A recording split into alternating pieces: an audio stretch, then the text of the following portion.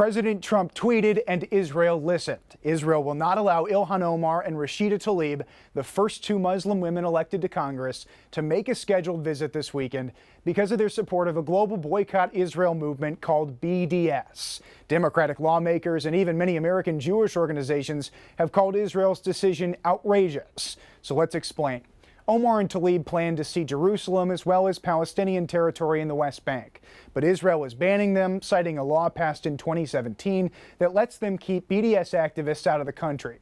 BDS is a movement supported by Omar and Tlaib to pressure Israel economically over its settlements and end what they call a military occupation of Palestinian territory.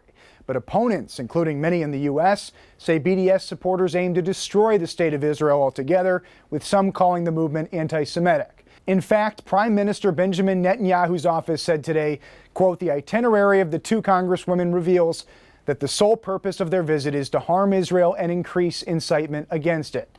Omar, though, called that an affront, likening it to Trump's Muslim ban and saying it has a, quote, "chilling response to a visit by government officials from an allied nation."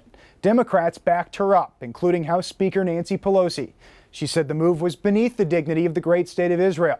Even AIPAC, the American pro-Israel group that often aligns with Netanyahu, broke with the prime minister and said that every member of Congress should be able to visit. There's a lot of politics at play here, too, because Netanyahu faces an election next month as he tries to keep his right-wing coalition government together. He and President Trump have been political allies while in office.